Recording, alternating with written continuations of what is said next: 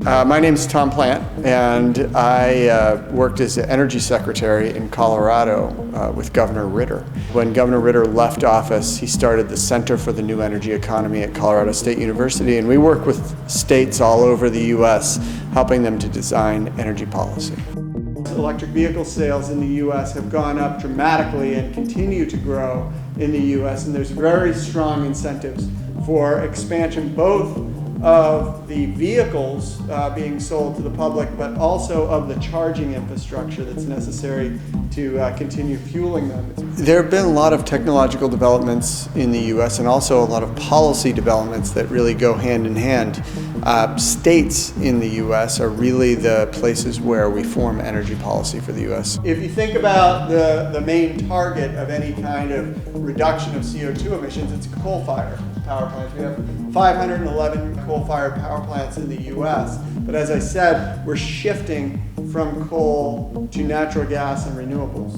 One of the reasons I'm here is because internationally people look to the federal government and to Congress to see what our U.S. energy policies are, but really the U.S. energy policies are primarily formed at the state level. So the Clean Power Plan timeline, basically 15 years. It'll take a few years as the states develop their plans and get them approved from the EPA. And then in 7 years, we'll have a first compliance period, and then it's fairly fast. And ultimately, that will lead to some dramatic reductions in CO2. A lot of what I'll be talking about are those policy developments at the state level that are driving implementation of new technologies, cleaner technologies, achieving climate targets and reductions. The world's leaders in wind energy deployment, so the percentage of power that's coming from wind energy, you have Denmark at 33.8%, right? They're the world leader. But right next to them is Iowa at 27.4%. South Dakota is at 26%. And then you've got all of these orange lines. Those are all U.S. states.